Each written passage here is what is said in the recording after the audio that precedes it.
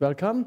Here we are back to our most misunderstood medical interpretation of what is acid and what is alkaline. Right? Because in the past it was done with reason. And alkaline forming is something that is forming because it was sour. Right? So it was acid. And the acidity creates alkalinity in our body. Why?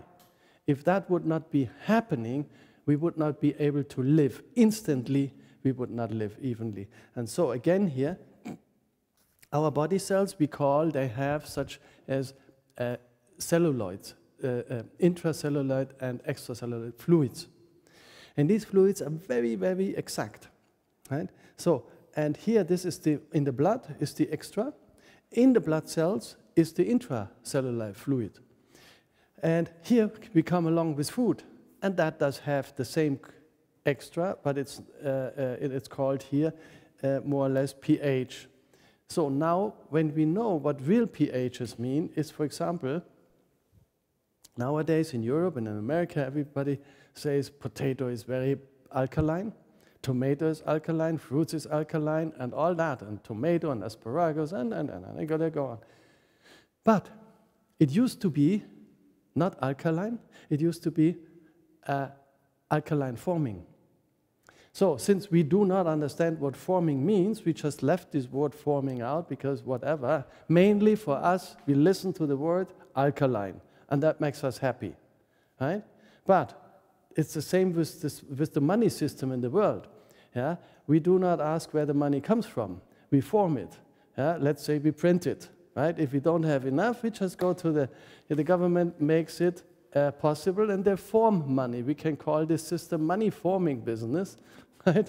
But it's as stupid because the reality is not like that. And eventually, we will have a breakdown. And eventually, not only in the financial system, also in the health system. Because very simple to understood is, our problem, biggest problem is, in the world, in the Western world, is calcification. Yeah? And calcification can be in the arteries, in the veins, yeah? Between the joints, everywhere we can have calcification. So we have too much calcium, yeah? Between the tissues or in the bones. But why? Why is that? Because simply we deprive ourselves every time we eat something that is alkaline forming. We have to form it from our own body reserves, the alkalinity. And that is called calcium, because calcium is very alkaline, pH value 9, so we have plenty of that. Actually, we have enormous amounts of it. And if you do that on and off, and sometimes it wouldn't be a problem at all for the body, but we are only doing it now, 100%. And then on top of it, that what would balance it was, or has been in the past, has been good salt. Here we come to a salt story. Everybody says salt is bad, is bad, is bad. But I tell you one story that was somewhere in the 1914 in America, but the first time they invented the so-called table salt, the refined salt. And they were given, that salt was given to all the animals, to all the, as a nutrition for them, which they still have to have today, right, in their stables. And they lick on that salt. Now what happened, and it's known as a fact, that years later, all the cows did not have any more offsprings, like did not, what you call that, calf anymore. Now, they were wondering, why is that all over America? They must have something to do with this new salt. So what they did, they took this refined salt away from all the cattle, and immediately the problem was solved. Our salt is still the same, refined, smart business, because immediately they understood, if a cow is not healthy, that costs money. If you are not healthy, that brings money into the system. Sorry to say, but that's the system. And we all know it, right? But nobody understands actually how important salt is, because bread and salt is the oldest thing on the planet, yeah? Grains and salt. And without salt would be no life possible. Now I give you a little example. How salty is the seawater? 2.5%. How salty is the salinity of our human being bodies, all over the same? 0.9, that means 1%.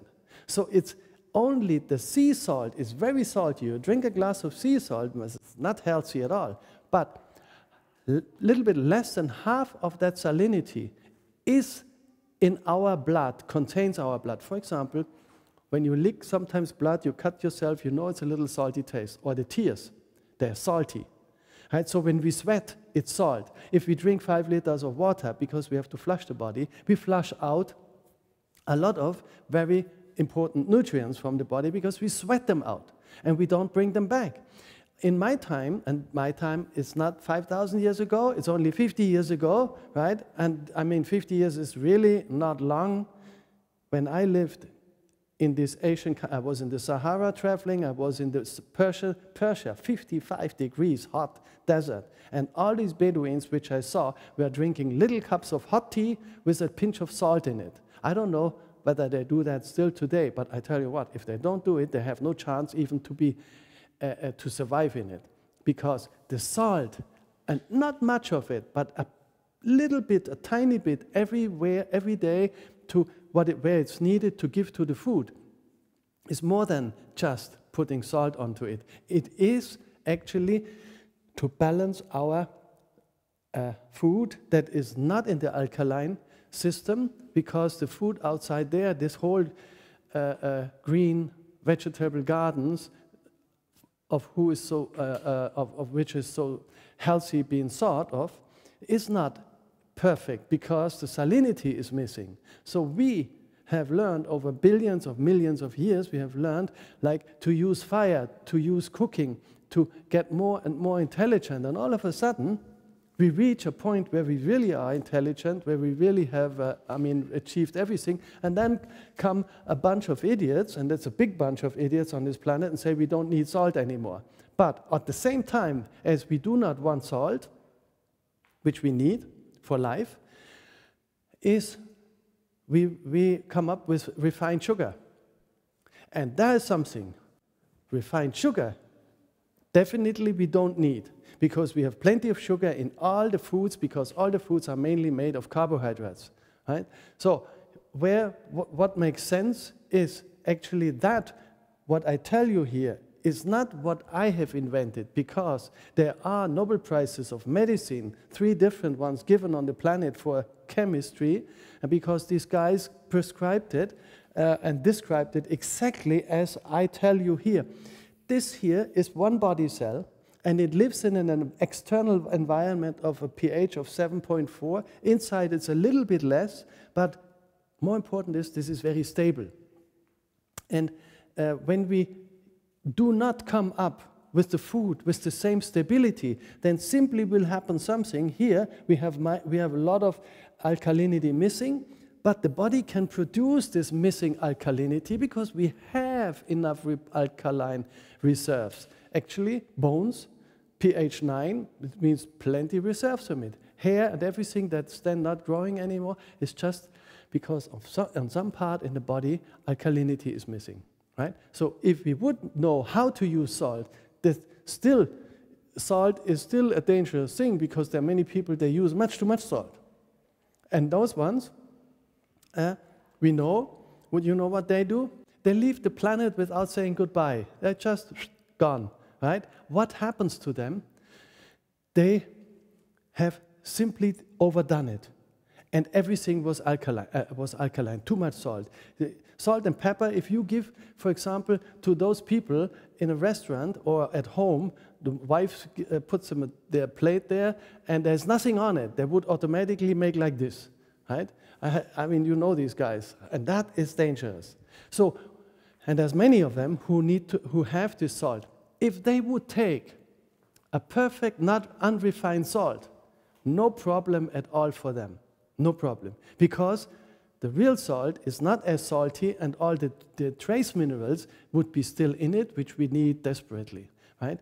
Because trace minerals are on the finer, more subtle substances in our body cells are needed. They're not if you don't have them for a couple of weeks, it doesn't matter to you. But if you have them for a couple of years, you don't have them, it matters deeply. And then they say, well, your hormones and this, and you go to the doctor, and they all say, well, we don't know, you're really healthy. I look at the blood. Blood sees nothing. And when you make an ordinary blood test, it is just like going with a camera to a lake and make a photograph of the lake, and that's it. Yeah, and maybe you have 2 inches deep to see it. But the real consistency of the lake, that is really what we want to know. So go deeper and deeper into it. Of course, yeah, it costs much more money to have a body and a blood check done like this. But money for health, no way, we don't do that.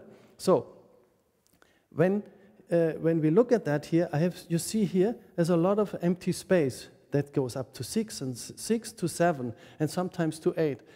And what we miss in here, this is actually how to use the alkalinity for making up what the nature has not put in it. And that is mainly what? A little bit of salt. But as we knew on the planet, salts are not so exactly so good. We need them, but very special and with real good measurements. So what are the other alkalinities? One, the most important alkalinity was over salt barrels. What was that? Fermentation. Sauerkraut all over the world, right? Always done with salt. All the vegetables, even the Asians, the Chinese and the Indians, and they use fruits, and they do not wait till they're really sweet. They harvest them when they just begin to get sweet, so that you can bite into them, but they're a little green. And then they put them in salt, they marinate them in salt, and then in a lot of other spices, and all of a sudden it's called those, in Indian, achars, or mixed pickles. No Indian, no typical Indian, still today would eat his food, his good food, without these achars. That has to be on the table. And they love, the most best one is mango, but mango is plucked green and then marinated for 6 months, 1 year, 2 years, right? With a lot of other ingredients. It's fantastic food, and when you eat that, immediately you feel later immediately half an hour later, when you have eaten your food, you feel light in your body, because this has an alkalinity of 7 to 8. So, and you don't need much of it, but what you need is the balance of it, right? So this is the gross, the big thing on the sodium, on the potassium kingdom, but the sodium kingdom, we have to not only think of salt, we also have to think of other measures in the nature for salt. And there is, for example, apart from this, the fermentation. When we look, milk, pH value 5.5, very, very acid, you know. It's not really like healthy for us. What did all countries do in the past? They fermented it. And when you have fermented milk, like cheese, any good fermented cheese has a pH value of cow or goat cheese, 8. So the milk, and who did it? Those were bacteria. So here is a whole kingdom, and since we have no balance, even the healthy food, even biological, organic food, everything, it doesn't really matter. When the balance is not there, the body will make the balance for you before you have done it. And that will always mean you deprive yourself of the most important, what is that, salinity and alkalinity. And so here we go in a complete different direction. I'll tell you give you a little nice example here. For example, that is our planet's ocean. Right? And we know we have plenty of ocean. That ocean has, since millions of years, has a salinity of 8, actually, if it's the Pacific, it has almost 3%. It's a little more saltier, a higher salinity. But this ocean is quite salty, and it's only 3% from the salt. Our body has 1%. But what happens if this ocean would not have the salinity? Life would be gone. Now, the last 20 years, we know that the salinity has dropped by 0.1%. And that already now is known as a big catastrophe down into the seas. You know why? because the salinity, of the oceans are directly connected to the carbon dioxide. So the increase of carbon dioxide, or the decrease of it, is governing the salinity of our ocean. But here we go, 0.1%. Already we are in a big, big catastrophe because millions of little species, planktons, and bigger ones, like you call these sea stars and all that, they're dying and dying and dying away. And every day on this planet, thousands of little creatures, insects in the sea as well as outside of the water, dying and dying. And you know why? It's getting warmer and warmer, and the temperature change is also in here. But with the temperature change, the carbon dioxide increases, right? So, and on the carbon dioxide, exactly the pH value is measured upon. So we know all these things, but we know actually that we are running in a big, big train, full speed, onto what? Onto a wall, right? And there's no tunnel. The tunnel on this wall has only been painted as a tunnel. And you drive onto this tunnel and think, wow, it's a beautiful tunnel, we go through it, but it was painted, right? Eventually the whole humanity will collapse on that. And things like that happened before, but that happened because of catastrophes from either from outside the planet, comets, or from within, from volcano, and even when it was volcanic disaster, which we always had, was not as big ever measured as our impact that we have since about 150 years, because since 150 years we have burned the fossil energy, fossil sun energy of more than 100 million years. Sun energy fossiled in the earth, inert, doing nothing. We take it out, bring it up, and that amount of sun energy, which took the planet 100 million years, we release that back into our planet atmosphere within 100 years. So, you know how many 100 years we need to make up to 100 million? Hallelujah, right? And that is exactly the amount why the temperature goes up, why when the temperature changes, the pH value changes, and so on and so on. And our bodies here, human bodies, not getting healthier, they're getting worse and worse and worse. Every disease is increasing, and it has directly to do with the environment. And our environment is actually nothing else but how to balance it. And food, is the biggest balance. Of course, there's another balance if you're happy. But I tell you what, you cannot really be happy when the body makes a problem to you. I don't see that. So if you have low blood pressure, high blood pressure, if you have ache, if the pain in the joints, I don't want to advise such people, either women or men, well, be happy, because you know what? Even if he tries to be happy, his pain would be still there. So happiness is depending on something else, on what we eat and what we think and what we know and how we behave onto this planet, right? So everything is totally gone. Nobody knows anymore what's going on, besides the fact that everything is known. But why is this not taught? Not taught? Why are those Nobel Prizes of medicine given to chemistry for exactly what I'm describing here? Of course, a little more complicated as this is, but I break it down and only make it as easy, because you know why? The planet lived on this balance. We, in Europe and the whole world, were having always salt barrels at home, very salty. You know how much was the salinity?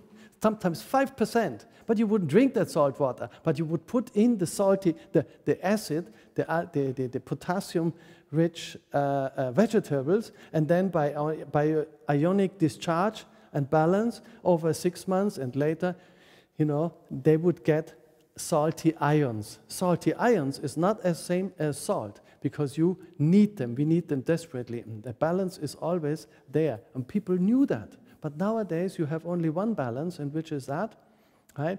thinking of go out and where to get something to eat.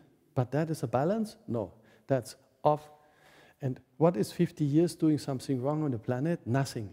It's a nanosecond, yeah, in the whole time. And we are just on the brink of really getting worse and worse. And those ones who know this, the amazing thing is when you start to do something with food, within a very short time, the body starts to repair itself. You know why? Because the body can repair yourself. It's your own immune system. It's still there. It's fantastic. You have 100 billion body cells inside perfect. They know exactly what to do. What they cannot do is because they don't have the perfect environment. And that's around it. Okay, thank you.